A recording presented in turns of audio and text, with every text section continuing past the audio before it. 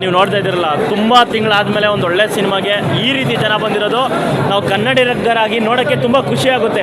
ಯಾಕೆ ಅಂತ ಅಂದರೆ ಈಗ ನೀವೇ ನೋಡ್ತಾ ಇದ್ದೀರಲ್ಲ ಬ್ರದರ್, ನಾವು ಅವ್ರ ಫ್ಯಾನ್ಸು ಇವ್ರ ಸಿನಿಮಾ ನೋಡಲ್ಲ, ನಾವು ಇವ್ರ ಫ್ಯಾನ್ಸು ಅವ್ರ ಸಿನಿಮಾ ನೋಡಲ್ಲ ಅಂತ ಹೇಳ್ತಾರೆ. ಯಾಕೆ ಆ ಥರ ಹೇಳಬೇಕು?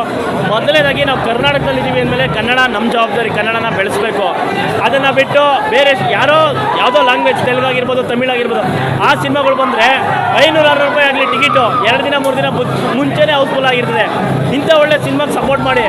ಇಲ್ಲಿ ಯಾವ ಸ್ಟಾರು ಇಲ್ಲ, ಯಾರಿಲ್ಲ. ನೀವು ಅಂದ್ಕೊಂಡಿದ್ದೀರಾ ಸ್ಟಾರ್ಗಳನ್ನ ಕಂಡು ಸಿನಿಮಾ ಮಾಡಿದ್ರೆ ಸಕ್ಸಸ್ ಆಗಿಲ್ಲ ಅಂತ ಡೈರೆಕ್ಟರ್ ಕಣ್ಣೀರು ಹಾಕ್ತಾರೆ.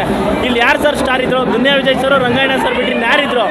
ಎಲ್ಲ ಹೊಸೊಬ್ರನ್ನ ಹಾಕೊಂಡು ಆ್ಯಕ್ಟಿಂಗ್ನ ಮಾಡಿಸಿ ಅವ್ರ ಹತ್ರ ಇವತ್ತು ಸಕ್ಸಸ್ ಮಾಡಿಸಿದ್ದಾರೆ. ಇವತ್ತು ಇಷ್ಟು ಚೆನ್ನಾಗಿ ಬಂದಿದ್ದಾರೆ ಅಂದರೆ ಸಿನಿಮಾ ಸ್ಟೋರಿ ಆಗಿರ್ಬೋದು, ಸಿನಿಮಾ ಮತ್ತು ಡೈರೆಕ್ಷನ್ ತುಂಬಾ ಚೆನ್ನಾಗಿ ಮಾಡಿದ್ದಾರೆ. ಈಗಿನ ಯೂತ್ಸು ದಾರಿ ತಪ್ಪಿದ್ದಾರೆ. ನನ್ನ ಫ್ರೆಂಡ್ಸೇ ತುಂಬ ಜನ ವೀಲಿಂಗ್ ಹೊಡಿಯೋದು ಮತ್ತು ನೈಟ್ ರೋಡಲ್ಲಿ ಸುಮಾರು ದೂರ ಹೋಗಿ ಆಕ್ಸಿಡೆಂಟ್ ಮಾಡ್ಕೊಳ್ಳೋದು ಅವೆಲ್ಲ ಮಾಡ್ತಾರೆ. ತಂದೆ ತಾಯಿಗೆ ನೋವು ಕೊಡ್ತಾರೆ. ದಯವಿಟ್ಟು ಅದೆಲ್ಲ ಬಿಟ್ಟು ಒಂದು ಒಳ್ಳೆ ದಾರಿಲಿ ನಡಿಬೇಕು ಅಂದರೆ ಈ ಭೀಮಾ ಸಿನಿಮಾ ನೋಡಿ.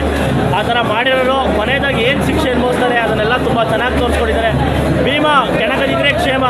ದಯವಿಟ್ಟು ಇಂಥ ಕನ್ನಡ ಸಿನಿಮಾಗೆ ಸಪೋರ್ಟ್ ಮಾಡಿ. ಕನ್ನಡಿಗರಲ್ಲಿ ಒಂದು ಮನವಿ ಮಾಡ್ತಾ ಇದ್ದೀನಿ, ಕನ್ನಡ ಸಿನಿಮಾ ಬಂದಾಗ ದಯವಿಟ್ಟು ಒಂದು ಸಿನಿಮಾ ನೋಡಿರಿ. ಕಂಟೆಂಟ್ ಚೆನ್ನಾಗಿಲ್ಲ ಅಂದರೆ ದಯವಿಟ್ಟು ನೋಡಬೇಡ್ರಿ. ಕಂಟೆಂಟ್ ಚೆನ್ನಾಗಿದ್ದಾಗ ಸಿನಿಮಾಗೆ ಸಪೋರ್ಟ್ ಮಾಡಿ ಮತ್ತು ಫ್ಯಾಮಿಲಿನ ಕರ್ಕೊಂಡ್ಬಂದು ಸಿನಿಮಾ ನೋಡಿ ಅಂತ